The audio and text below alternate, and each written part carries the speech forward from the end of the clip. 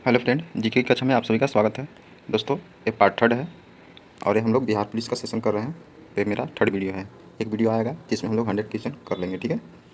और जो भी दोस्त अगर मेरे चैनल पर नए हैं तो चैनल को सब्सक्राइब कर ले, साथ में बेल आइकन दबा लें। चलिए वीडियो के माध्यम से देखते हैं। बहुत ही इंटरेस्टिंग वीडियो रहने वाला है, ठीक है। और वीडियो को पूरा जरूर देखिएगा। पहला है, परमाणु के केंद्र के चारों ओर वृत्ताकार पथ में इलेक्ट्रॉन बिना ऊर्जा खोए घूमते रहते हैं। यह किस वैज्ञानिक के द्वारा बताया गया था? यह नील्स बोर के द्वारा बताया गया था। किस वैज्ञानिक के द्वारा बताया गया था? तो नील्स बोर वैज्ञानिक के द्वारा। नील्स बोर ने बताया था कि किसी भी परमाणु के यानी केंद्रक के जो चारों ओर है, जैसे परमाणु है, इसे केंद्रक के चारों ओर जो सफ़र करते हैं यानी घूरते हैं इलेक्ट्रॉन, ये बिना ऊर्जा खोए, यानी न तो इनमें ऊर्जा में कोई कमी आता है, नहीं वृद्धि आता है, बिना अपना ऊर्जा गंवाए ये चारों ओर घूरते रहते हैं। तो ये किसका कथन था? तो नील्स बोर का था। और जे थॉमसन इलेक्ट्रॉन की खोज किए थे, प्रोटॉन की खोज जेम्स चैडविक ने किए थे, ठीक है। परमाणु ऊर्जा पैदा करने के लिए किस खनिज का उपयोग किया जाता है? तो यूरेनियम खनिज का उपयोग किया जाता है। परमाणु ऊर्जा पैदा करने के लिए किसका प्रयोग किया जाता है? तो यूरेनियम का प्रयोग किया जाता है। यूरेनियम भी 3 टाइप के होते हैं, जैसे यूरेनियम 92-235 का प्रयोग इसमें किया जाता है। तो परमाणु ऊर्जा में पैदा यानी परमाणु ऊर्जा पैदा करने के लिए यूरेनियम 92-यूरेनियम 235 का। इसमें सबसे शक्तिशाली कौन होता है? तो यूरेनियम 238 जो है सबसे शक्तिशाली होता है, ठीक है। प्रकृति में यूरेनियम यानी 92-यूरेनियम 238 जो है सबसे अधिक मात्रा में पाया जाता है, यानी यूरेनियम 238 प्रकृति में सबसे अधिक मात्रा में पाया जाता है, ठीक है। एक होता है यूरेनियम 234, ये सभी समस्थानिक है। किसका? तो ये यूरेनियम का समस्थानिक है। और एल्यूमिनियम का एस बॉक्साइड होता है। कॉपर का साइंटिफिक नेम क्यूप्टाइट होता है। तो परमाणु ऊर्जा पैदा करने के लिए खनिज का प्रयोग किया जाता है, तो यूरेनियम का प्रयोग किया जाता है। सिरके, नींबू व दही में पाया जाता है, तो अम्ल। सिरके, नींबू और दही में क्या पाया जाता है? तो अम्ल पाया जाता है। कौन सा अम्ल? तो एसिटिक अम्ल पाया जाता है। कौन सा? तो एसिटिक अम्ल। एसिटिक अम्ल का फार्मूला क्या होता है? तो CH3COOH, ये एसिटिक अम्ल का फार्मूला है, ठीक है। तो सिरके, नींबू और दही में क्या पाया जाता है? तो एसिटिक अम्ल पाया जाता है, ठीक है। तो इसका अम्ल हो जाएगा। चलिए कुछ अलग अलग इसमें आपको बताते हैं। क्या सभी में एसिटिक अम्ल पाया जाता है? नहीं, ये तो बात हुआ सिरके, नींबू, दही, ये तीनों में सभी अम्ल पाए जाते हैं, न कि सभी में एसिटिक अम्ल पाए जाते हैं। अगर सिरके में आपसे पूछा जाए तो सिरके में कौन सा अम्ल पाया जाता है? तो सिरके में एसिटिक अम्ल है, जिसका फार्मूला CH3COOH होता है, ठीक है। नींबू में आपसे पूछा जाए तो नींबू में साइट्रिक अम्ल पाया जाता है। दही में आपसे पूछा जाए, दही में लैक्टिक अम्ल पाया जाता है। इसी लैक्टोबैसिलस के कारण ही दही जमता है, ठीक है। तो उम्मीद करते हैं कि आपको समझ में आया होगा। बौद्ध धर्म के संस्थापक कौन थे? तो बौद्ध धर्म के संस्थापक गौतम बुद्ध थे। कौन थे? गौतम बुद्ध।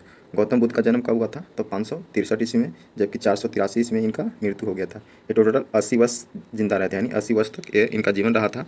इसके बाद अपना अंतिम सांस कहाँ लिए थे? ये कुशीनगर में लिए थे, ठीक है। इन्होंने 29 वर्ष की अवस्था में अपना गृह त्याग किए थे। इनको 6 वर्ष की तपस्या के बाद 1935 वर्ष की अवस्था में इनको ज्ञान की प्राप्ति हुआ था। कहाँ हुआ था? तो बिहार के जिला गया में, जो कि बोध गया में प्राप्त हुआ था। बोध गया शहर है, वो निरंजना नदी के निकट प्राप्त हुआ था, ठीक है। सबसे ज़्यादा उपदेश कहाँ दिए थे? तो जबकि श्रावस्ती में, जबकि प्रथम उपदेश सारनाथ में दिए थे, ठीक है। गंगा नदी सफाई कार्यक्रम के साथ सहयोग कौन कर रहा है? तो ये जर्मनी कर रहा है। कौन कर रहा है? तो जर्मनी देश गंगा नदी की सफाई में सहयोग कर रहा है, ठीक है। इसमें सफाई करने क्या है? तो ये जो राइन नदी है, कौन है? राइन नदी कहाँ है? तो जर्मनी में है। इसी के आधार पर, यानी राइन नदी जो है जर्मनी में, इसका सफाई किया गया है। तो किस योजना के तहत किया गया है? तो ये भारत के नमामि गंगे जो कार्यक्रम था, नमामि गंगे योजना के तहत इसको सफाई कार्यक्रम को शुरू किया गया था। तो जर्मनी में जो राइन नदी है, इसी के आधार पे गंगा नदी को सफाई किया जा रहा है। और इसमें सहयोग कौन दे रहा है? तो जर्मनी देश दे रहा है, ठीक है। निम्नलिखित उपायों में से जो भारत के भुगतान की स्थिति के संतुलन को सुधारने में मदद नहीं कर सकता है, वह है निर्यात पर उच्च शुल्क लगाने। निर्यात पर उच्च शुल्क लगाइएगा तो यह संतुलन सुधारा नहीं जा सकता है, ठीक है। बाकी रुपया का अनुमूलन, इससे सुधारा जा सकता है। आयात पर उच्च शुल्क, ये भी सुधारा जा सकता है। आयात प्रतिस्थापन का प्रोत्साहन, ठीक है। तो इसका ऑप्शन नंबर बॉल करेक्ट हो जाएगा, ठीक है। यानी निर्यात पर उच्च शुल्क लगाने पर संतुलन को सुधारा नहीं जा सकता है, ठीक है। शैशव शब्द से बना संज्ञा कौन सा है? तो ये भाववाचक संज्ञा है। शैशव शब्द कैसी संज्ञा है? तो भाववाचक संज्ञा है, ठीक है। भाववाचक संज्ञा कहते हैं किसको है? तो जिसमें गुण, धर्म, दशा, व्यापार सभी का बोध हो तो उसे भाववाचक संज्ञा बोलते हैं। जैसे एक एग्जाम्पल में पशुता, तो पशुता एक भाव है, बता रहा है। मनुष्यता, नर्मता, शैशव, मित्रता, भलाई, सुंदरता, बचपन, ये सभी क्या बता रहा है? तो भाव बता रहा है। ब्रिटिश शासन के दौरान भारतीय हस्तशिल्पों के क्षय का प्रमुख कारण क्या था? तो कम कीमत वाली मशीन बनाना और भेदभावपूर्वक टैरिफ नीति, यानी इनमें से दोनों हो जाएगा, यानी ए और दो दोनों। यानी ब्रिटिश शासन के दौरान भारतीय हस्तशिल्पों के क्षय का प्रमुख कारण क्या था? तो कम कीमत वाली मशीन बनाना साथ में भेदभावपूर्ण टैरिफ नीति अपनाना, ठीक है। तो ये दोनों था, ऑप्शन नंबर करेक्ट। 250/0 का मान क्या होगा, तो ये अपरिभाषित होगा, यानी परिभाषित नहीं किया जा सकता, ठीक है। यानी कोई भी संख्या को अगर जीरो में किसी भी संख्या से भाग देते हैं तो जीरो प्राप्त होता है, जबकि कोई संख्या में जीरो से भाग देते हैं तो इनफाइनाइट होता है, ठीक है, यानी अनंत। इसीलिए इसको परिभाषित नहीं किया जा सकता है, इसका अनंत हल होगा, ठीक है।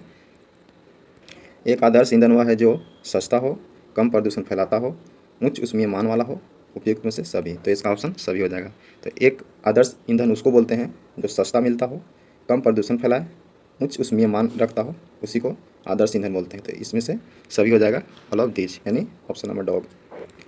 Fill in the blanks with suitable article, let us play chess. तो इसमें नो आर्टिकल हो जाएगा, इसमें कोई आर्टिकल का प्रयोग नहीं किया जाएगा, ठीक है। ये बिल्कुल सही है, लेट अस प्ले चेस, इसका पूरा सही क्या होगा, तो लेट अस प्ले चेस, यानी लेट अस प्ले चेस इसका करेक्ट है, ठीक है। तो इसका ऑप्शन नंबर ए हो जाए। और इसमें आर्टिकल गलत कौन है, तो अगर द का प्रयोग करते हैं तो गलत है। The chess is a nice game बिल्कुल गलत है, the chess is a nice game बिल्कुल गलत है। ऐसे हो सकता है कि the football is round, the football is round, ठीक है। हिंदी साहित्य का सबसे प्रसिद्ध उपन्यासकार किसको माना जाता है, तो मुंशी प्रेमचंद को माना जाता है। किसको माना जाता है, तो मुंशी प्रेमचंद का। प्रेमचंद का जन्म कब हुआ था, तो 31 जुलाई 1880 ईस्वी को हुआ था। कब हुआ था, 31 जुलाई 1880 ईस्वी को। और कहाँ हुआ था, तो लम्ही गांव बनारस। कहाँ हुआ था, लम्ही गांव, कौन सा गांव, तो लम्ही गांव बनारस में हुआ था, ठीक है। और इनकी प्रसिद्ध पुस्तक का नाम बताते हैं, जैसे गोदान हो गया, गोदान मुंशी प्रेमचंद का है। गबन, निर्मला, सेवा सदन, कर्मभूमि और करबला, प्रेमाश्रय, ये सभी इनका पुस्तक है, ठीक है। मुंशी प्रेमचंद का मृत्यु कब हुआ था, तो 1936 ईस्वी में हुआ था। कब हुआ था, 1936 ईस्वी में। Use the correct antonym of the underline word, Mala look usually, pretty नहीं होगा, माला लुक यूजुअली होगा, ठीक है। तो ऑप्शन नंबर ए हो जाएगा। जब एक बस अचानक चलना शुरू करती है तो बस के अंदर बैठे यात्री पीछे की तरफ धक्का लगता है। यह उदाहरण न्यूटन के किस नियम का है, तो यह न्यूटन का प्रथम नियम का दर्शाता है, ठीक है। तो प्रथम नियम क्या कहता है न्यूटन का, तो कोई भी वस्तु अगर गतिशील अवस्था में हो तो उसको गति की अवस्था में रहना चाहता है, और जब कोई वस्तु स्थिर की अवस्था में है तो स्थिर की अवस्था में रहना चाहता है, जब तक कि उस पर कोई बाह्य बल आरोपित नहीं किया जा सकता है, यानी उस पर फोर्स नहीं लगा सकता है, ठीक है। तो बल की परिभाषा न्यूटन के प्रथम नियम से प्राप्त होता है, जबकि बल की समीकरण आपसे पूछा जाए तो न्यूटन के द्वितीय नियम से प्राप्त होता है, ठीक है। जो एफ बराबर क्या पढ़ते हैं, ए में पढ़ते हैं, ये बल का फॉर्मूला है, ठीक है। न्यूटन ने टोटल 3 नियम दिए थे, बल का प्रथम नियम, बल का द्वितीय नियम, बल का तृतीय नियम। प्रथम नियम से बल की परिभाषा मिलता है, जबकि सेकंड नियम से बल का समीकरण मिलता है, और थर्ड नियम कहता है कि प्रत्येक क्रिया के बराबर विपरीत प्रतिक्रिया होती है। जैसे जेट विमान, हवाई जहाज, ये सभी उड़ते हैं, न्यूटन के तीसरे नियम का पालन करते हैं, ठीक है। दो निकायों के बीच गुरुत्वाकर्षण बल क्या होता है, तो दो निकायों के बीच गुरुत्वाकर्षण बल हमेशा आकर्षक होता है। क्या होता है, हमेशा आकर्षक होता है। संस्कृत के जो शब्द मूल रूप से हिंदी में प्रयोग किए जाते हैं वह क्या कहलाते हैं, तो उसको तत्सम बोलते हैं। संस्कृत के जो शब्द मूल रूप से यानी डायरेक्ट हिंदी में प्रयोग किए जाते हैं उसे तत्सम बोलते हैं, ठीक है। जैसे एग्जांपल आपको देते हैं, अक्षर, क्या, अक्षर, क्षेत्र, कन्या, कर्म, गंभीर, चंद्र, ये सभी तत्सम का शब्द है, ठीक है। इसको डायरेक्ट हिंदी में प्रयोग किए जाते हैं। क्षेत्रफल की दृष्टि से भारत का सबसे बड़ा राज्य कौन सा है, तो यह राजस्थान है। कौन सा है, तो राजस्थान।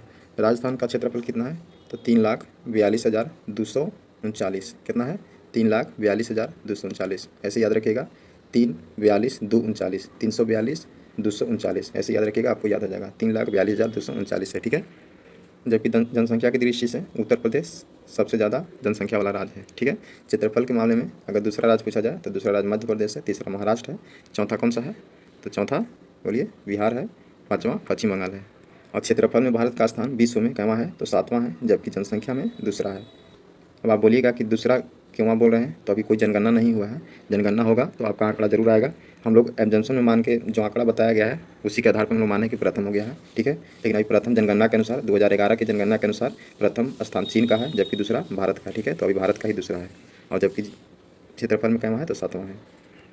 देश में सबसे बड़ा सार्वजनिक क्षेत्र का संगठन कौन सा है, तो भारतीय रेलवे। रेलवे जो है सर्वाधिक सार्वजनिक क्षेत्र वाला संगठन है, ठीक है। सबसे प्रथम रेल कब चली थी, तो 1853 ईस्वी में, मुंबई से थाने के बीच 34 किलोमीटर के बीच में, ठीक है। अगर पूछा जाए भारत में सबसे अधिक तेज़ी से चलने वाली ट्रेन कौन सा है, तो T18, जिसको वंदे भारत बोलते हैं, ठीक है। अब आपसे पूछा जाए कि रेलवे जोन को कितने भागों में बांटा गया है, तो टोटल 18 मंडलों में बांटा गया है, ठीक है। यानी रेलवे के टोटल 18 मंडल हैं, ठीक है। वैश्वीकरण से क्या तात्पर्य है? तो अपनी अर्थव्यवस्था, विश्व अर्थव्यवस्था में सामंजस्य स्थापित करना, यानी वैश्वीकरण उसको बोलते हैं कि अपनी अर्थव्यवस्था विश्व की अर्थव्यवस्था के साथ सामंजस्य स्थापित करना, उसी को वैश्वीकरण बोलते हैं। ठीक है। भ्रष्टाचार को नियंत्रित करने के लिए भारत सरकार का संगठन कौन सा है? तो ये है केंद्रीय सतर्कता आयोग। इसको बोलते क्या है? तो CBC बोलते हैं। इसका पूरा नाम क्या है? तो केंद्रीय सतर्कता आयोग। ठीक है। इसकी स्थापना कब किया गया था? तो 1964 ईस्वी में किया गया था। कब किया गया था? 1964 ईस्वी में। ठीक है। तो भ्रष्टाचार को नियंत्रित करने के लिए भारत सरकार का संगठन कौन सा है? तो केंद्रीय सतर्कता आयोग है। ठीक है। वसीय पदार्थ ज़्यादा खाने से क्या होता है? तो मोटापा होता है। ज़्यादा अगर वसी वाला पदार्थ आप खाइएगा तो क्या होगा? तो मोटापा होगा। ठीक है। जैसे वसा सबसे अधिक पाया जाता है, तो वसा दूध, पनीर, अंडा, मछली, ये सभी में वसा पाए जाते हैं। तो वसीय दूध, जिसे सबसे ज़्यादा वसा भैंस के दूध में पाया जाता है, तो भैंस के दूध पीने से थोड़ा सा मोटापा बढ़ता है। पनीर खाने से, ठीक है, अंडा, मछली, ये सभी में वसा पाया जाता है। और वसीय पदार्थ खाने से क्या होता है? तो मोटापा होता है। ठीक है। इसमें दिया गया है कि कमजोरी, तो कमजोरी नहीं होती है, वजन में कमी नहीं होती है, मोटापा होता है। ठीक है। तो आप इस क्वेश्चन को जितना स्टार लगाना चाहिएगा लगा सकते हैं, क्योंकि ये एक बार नहीं बहुते बार हर एक एग्जाम में, अधिकतर एग्जाम में पूछा हुआ क्वेश्चन है। ठीक है। तो वसी पदार्थ खाने से क्या होता है? ज़्यादा, तो यह मोटापा होता है। ठीक है। कमजोरी नहीं होता है, वजन में कमी नहीं होता। ठीक है। वह कौन सा मुख्य कारक था जिससे शहरीकरण के स्वरूप पर गहरा प्रभाव पड़ा था? यानी वह कौन सा मुख्य कारक था जिससे शहरीकरण के स्वरूप पर गहरा प्रभाव पड़ा था? तो वो था औद्योगिकरण पर सबसे ज़्यादा प्रभाव पड़ा था। ठीक है। केंचुए में श्वसन अंग का नाम क्या है? तो गीली त्वचा। केंचुए त्वचा के कारण ही अपना श्वसन करते हैं। ठीक है। तो केंचुए गीली त्वचा से अपना श्वसन करते हैं। ठीक है। केंचुआ द्विलिंगी जीव है। कैसा है? तो द्विलिंगी जीव के अंतर्गत आता है केंचुआ। ठीक है। और जो क्या है? तो केंचुआ एनिलिडा संघ के अंतर्गत आता है। कौन सा? केंचुआ द्विलिंगी जीव है और यह एनिलिडा के अंतर्गत आता है। ठीक है। इसका शरीर जो होता है अनेक खंडों में विभाजित होता है, यानी छोटे छोटे खंडों में विभाजित होते हैं। जैसे आप खेतों में देखिएगा, जो मिट्टी से निकलता है उसी को केंचुआ बोलते हैं। किसान का मित्र इसी को बोलते हैं। ठीक है। जब यह बरसातों होता है, जब किसान हल खेत में चलाता है, तो उस समय आपको अधिक मात्रा में केंचुआ का देखने के लिए मिलेगा। ठीक है। तो उसमें देखिएगा कि शरीर उसका जो है कई भागों में टूट टूट के बने होते हैं। ठीक है। और यह द्विलिंगी है और यह एनिलिडा के अंतर्गत आता है। तो इसको श्वसन किससे होता है? तो गिली त्वचा से होता है। कर्क रेखा किस राज्य से होकर नहीं गुजरती है? तो उड़ीसा राज्य से कर्क रेखा होकर नहीं गुजरती है। कर्क रेखा भारत के 23.5 डिग्री नॉर्थ, यानी 23.5 डिग्री नॉर्थ से होकर गुजरती है। ठीक है। कर्क रेखा टोटल 8 राज्यों से होकर गुजरती है। चलिए 8 का हम नाम बता देते हैं। ठीक है। पहला है गुजरात, हम बता रहे हैं पश्चिम से पूरब की ओर। ठीक है। पश्चिम से पूरब की ओर बताएंगे, यानी वेस्ट टू ईस्ट। ठीक है। वेस्ट टू ईस्ट याद रखिएगा। गुजरात, राजस्थान, मध्य प्रदेश, छत्तीसगढ़, ठीक है, झारखंड, पश्चिम बंगाल, त्रिपुरा, मिजोरम, इस आपको बताते हैं पश्चिम से पूरब की ओर। तो पश्चिम से पूरब की ओर कौन कौन से हैं? तो गुजरात, राजस्थान, मध्य प्रदेश, छत्तीसगढ़, झारखंड, पश्चिम बंगाल, त्रिपुरा, मिजोरम। टोटल कितने राज्यों से होकर गुजरती हैं? तो टोटल 8 राज्यों से। ठीक है। Change the flowing noun into verb. तो एप्लीकेशन का क्या होगा? तो एप्लीकेशन का अप्लाई होगा। क्या होगा? एप्लीकेशन का तो अप्लाई होगा। दोस्तों, ये सेशन उम्मीद करते हैं कि आपको अच्छा लगा होगा। अगर वीडियो अच्छा लगे तो ज़्यादा से ज़्यादा लाइक करिएगा, दोस्तों के पास शेयर कीजिएगा।